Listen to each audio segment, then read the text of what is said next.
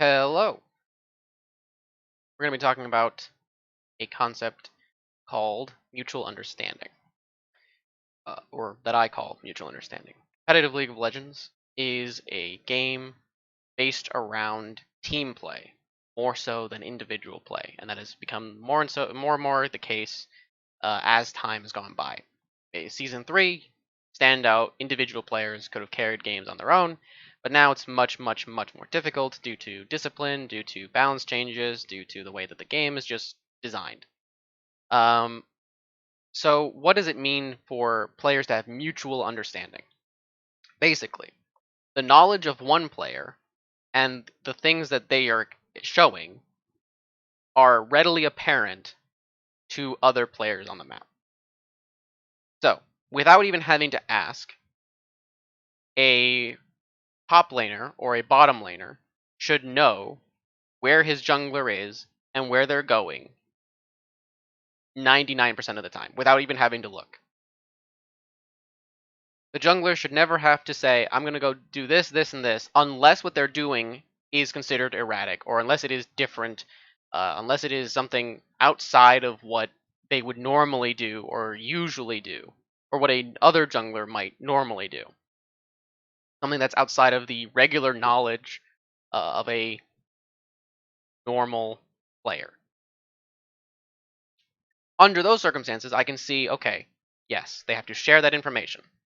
Under normal circumstances, a player who is not in a specific role. So in the example, a jungler. Every other player, all the four other players should know generally what he's doing and what he's trying to accomplish, what items he's looking for, what kind of fights he's going to be looking for, what kind of champions he's going to be looking to aggress onto, what kind of champions he's going to be looking to stay away from. All of these things should be understood without even having a question. And generally, I believe that this is used relatively well. Generally. Um, or at least I have the assumption that it is used to a good degree in professional, high-level League of Legends.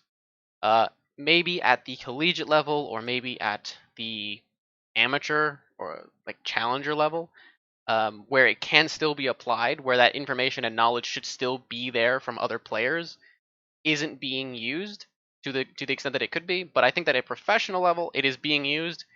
I don't know if it's being used to the best extent that it could be, but I believe that, or I assume it's being used uh, to some degree, because I don't think that players are confused as to when Azir spikes, or when Aphelios spikes, or when Senna wants to start fighting, or when uh, lethality Varus is strong, or when on hit Varus is strong.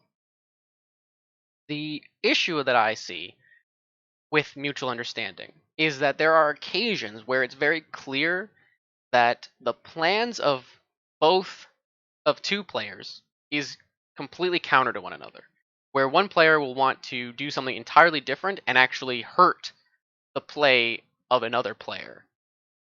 So you often see this with, and I don't necessarily want to call out people in a specific role, but you'll see this in supports who are on aggressive supports because their goal is to be aggressive. But the issue is that perhaps their team can't aggress in the same way. They can't reach the same targets. They don't want to fight. That's also very possible. And mutual understanding is a basis for never having those situations where one player is out here doing something and then another player who is just not anywhere near on the same page.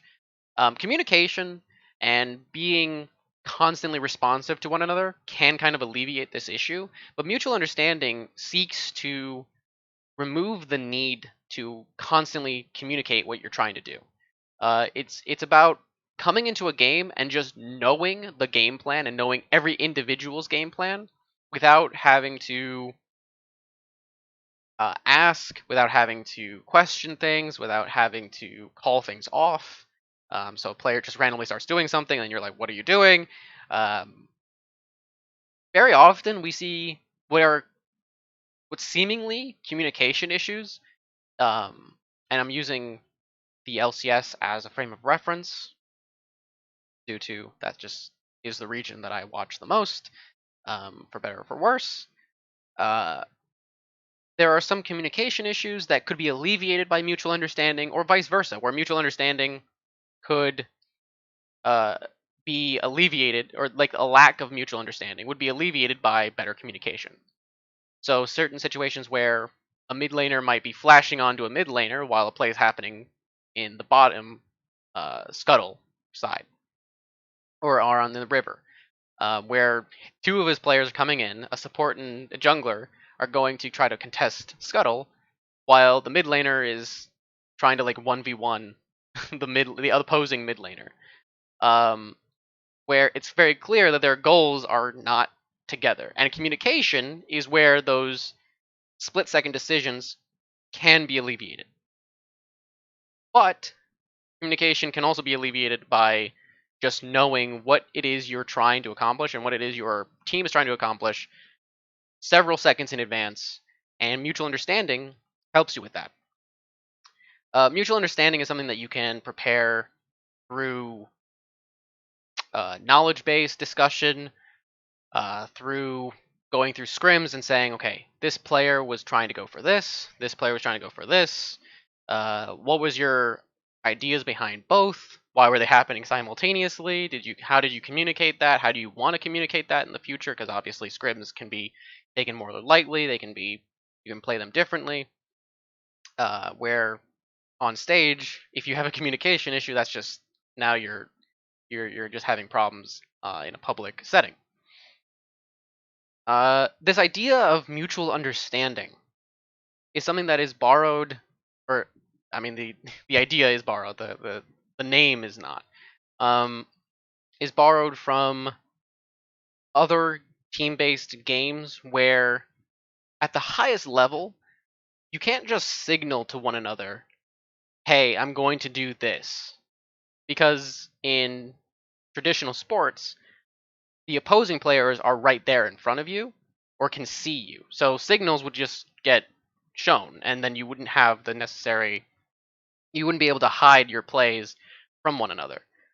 So what ends up happening is they just have to start learning what it is each person is trying to accomplish, and then using that knowledge to change the way that they are going to play. So the example that I have kind of come up with for this is baseball. And in baseball, you have the ability, just get something. You have the ability to see certain things. So in baseball, the pitcher and the catcher are talking to each other.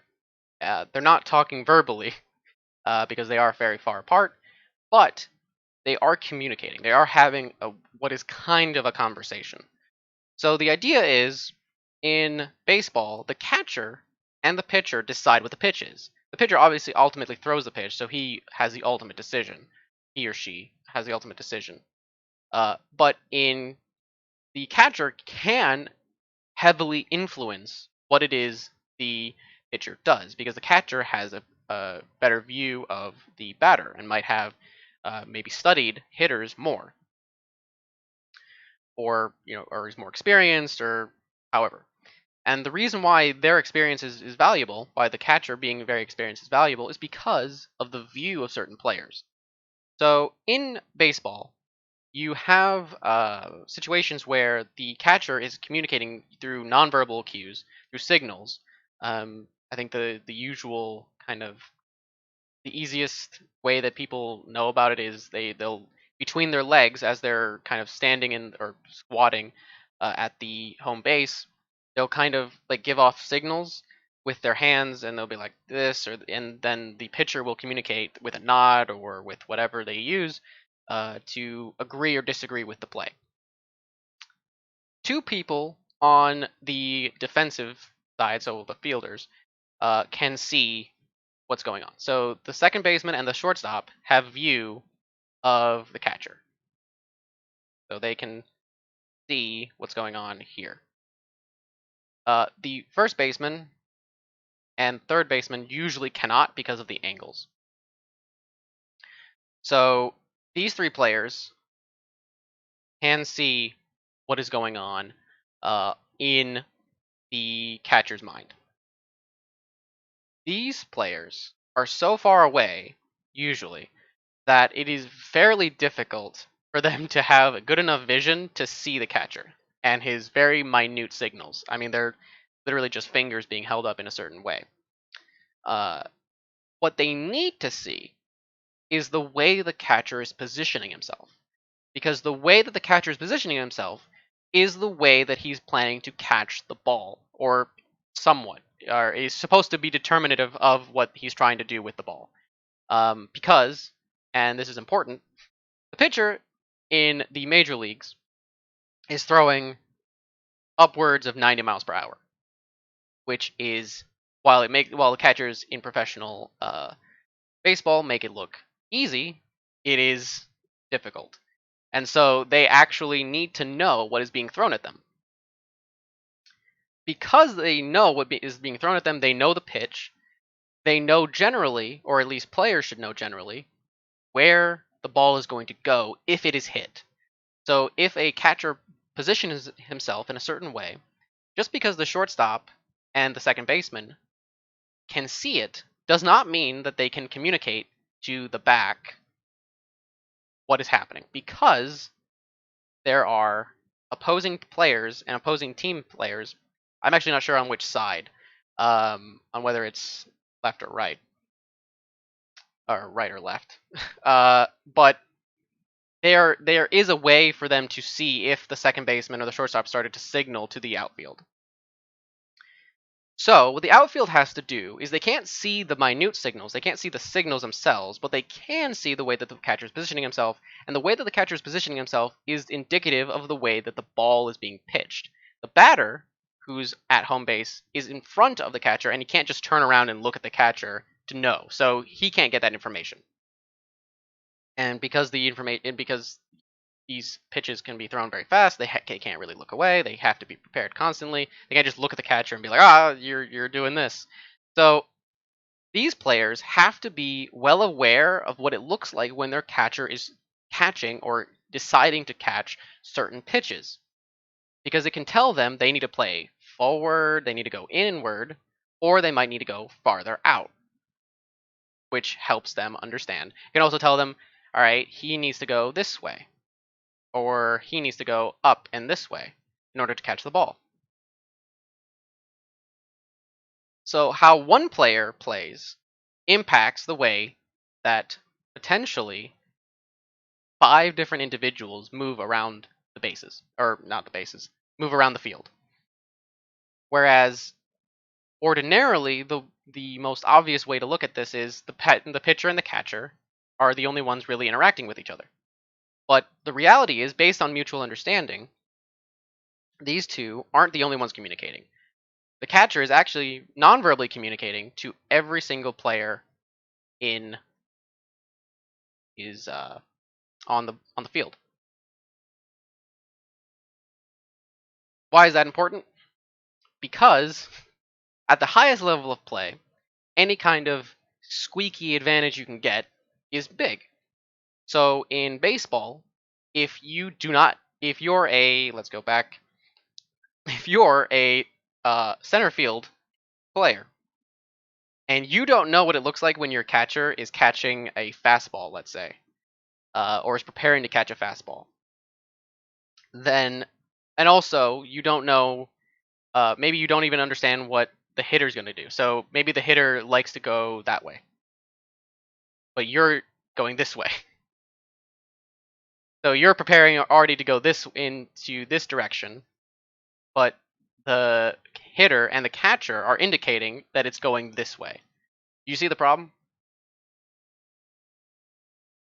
In League of Legends, this can be problematic because what ends up happening is you'll have certain players doing things that don't necessarily make sense with what is happening across the map. So maybe a top laner is pushing really hard, but he's actually on weak side. which is the idea that he has the smaller numbers on his side of the rift. This ends up causing a problem because now he's vulnerable. He's created a vulnerability on one side of the map that shouldn't even exist, while his jungler is trying to do something else somewhere else. Likewise, if bottom lane is on, it does not have the jungler, or if the mid laner knows or is moving in a direction randomly. So let's say a mid laner is going to be moving toward the top side, but the top laner doesn't even react, doesn't even do anything, doesn't look at the map, doesn't under regular good communication that wouldn't matter. You'd just be able to say as a mid laner, hey, I'm going to move top lane. I'm going to move after this wave, or I'm going to move in 2 waves, or whatever, and it should be fine. Uh, However, even in the cases where you say, I'm going to move in 2 waves, there's also a level of understanding that needs to be had for the top laner to know what it means for that person to move in 2 waves. He has to know, okay, so I need to do this, this, and this to set up whatever his play is. Are we trying to dive? Are we trying to just he's just gonna walk in and kill him? Does he need me to be at my tower? All of these things, you don't have time in between these plays to explain. Okay, I'm gonna come in mid. I'm coming from the mid lane. I'm gonna push 2 waves. I'm gonna walk up, and we're going to dive them. Also, I need you to use this, this, and this. Also, I need the wave to be stacked in a certain way. Like, all of these things can't be expressed uh, through communication. They have to be based on mutual understanding. And mutual understanding is something that uh, is used, as I've said, it is used by professional players, but I wonder the extent. Because things like jungle pathing should be just known by every player. I should have a good understanding if I'm in a professional team. I should know where my jungler is every second of that game without even having to think about it. Not even without even having to look where he is. I should know generally. Okay, here's where he's going, and here's what he's going to do for the next 30 seconds. Because certain things can change. Obviously, if something changes, then yes, you have to pay attention, and that's where communication comes in. But knowing, okay, my jungler's resetting. All camps are down. Scuttlecrab is spawning on top side. He's probably going top side. Something, and that's just at a basic level. Certain things could be, okay, he's going to be aggressing onto red side's red buff, or he's going to dive top lane, or he's going to do this. All of these things need to be understood well in advance of them happening, so that things can be set up without having to be expressed, without having to be told, okay, here we need to set up this way, we need to move things in this direction, we need to push these waves so that we can be in this location during this timing. All these things can be directed through communication, can be directed by just someone expressing them during a game. However, simply knowing them makes things a lot easier, expedites the process of communication, makes it so that when you are playing a game, you don't have to question, okay, are we strong enough to fight? What does it look like when we fight? How does he want to get in there? How do I want to get in there? Is that counter to each other? And sometimes it is counter to one another, but that's down to a different concept that we will be looking at some other time. In which case, see you then.